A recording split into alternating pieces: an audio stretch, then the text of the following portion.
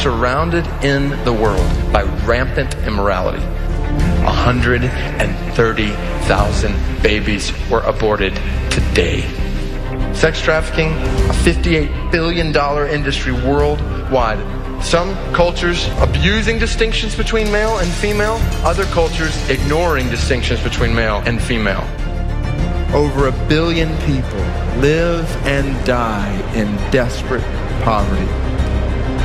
Though I would like to insulate myself from these statistics, they represent reality. It is not a pretty picture painted by that video and discussed in the book by our next guest, David Platt, pastor, New York Times bestselling author, and president of the Southern Baptist Convention's International Mission Board. And his book is Counterculture, a compassionate call to counterculture in a world of poverty, same-sex marriage, racism, sex slavery, immigration, abortion, persecution, orphans, and pornography. And Pastor, welcome, sir.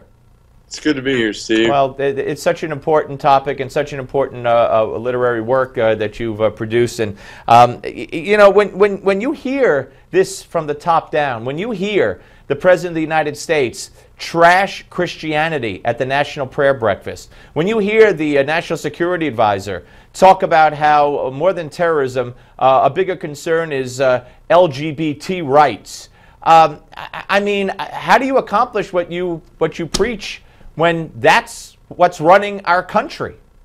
Well, and not even just running our country, but just on a personal level. I mean, we're living in a culture that increasingly views Christian beliefs not just as different, but as dangerous. I mean, you look at how the Atlanta fire chief was not allowed to keep his job because he has a biblical view of marriage. You look at even the most recent Supreme Court decision on marriage a year and a half ago. Obviously, they're about to rule on that again, where they sought to basically paint traditional supporters of traditional marriage as bigots who are seeking to injure and demean and disparage same-sex couples. And I think we're losing the ability to have some dialogue about significant issues with dignity and respect for one another, and really diving into the ideas behind some of these issues and the truth behind some of these issues. Well, I don't want to get too political, but the politics does play a big part. As you've alluded to, the media is out there trashing Christians whenever they can. Now, you know, the president, and if the Republicans run away, see, I see the Republican Party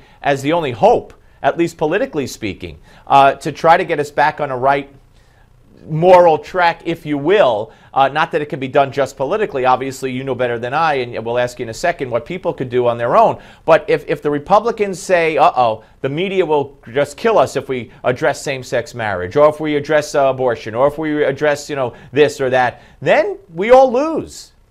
Well, and the point behind all that is that before these issues are political issues, which they surely are, before that, though, they're moral or even biblical issues that when you think about abortion, when you believe the Bible, for those who believe the Bible, moral political neutrality on this issue is just not an option. And that's one of my hopes in writing this counterculture book, is obviously on one hand to encourage Christians to stand with conviction even when it's costly in the culture around us, but also to maybe hopefully help non-Christians understand why Christians who actually believe the Bible are so passionate about issues like marriage and abortion and sex trafficking and poverty, and hopefully to see a compassion that lies behind what Christians believe. I couldn't agree more. And, you know, I have talked to Christian leaders, and Bill Donahue of the Catholic League specifically, and others, men of the cloth that come in here, and I say, why aren't there protests in the streets? Certainly not urging what the Muslim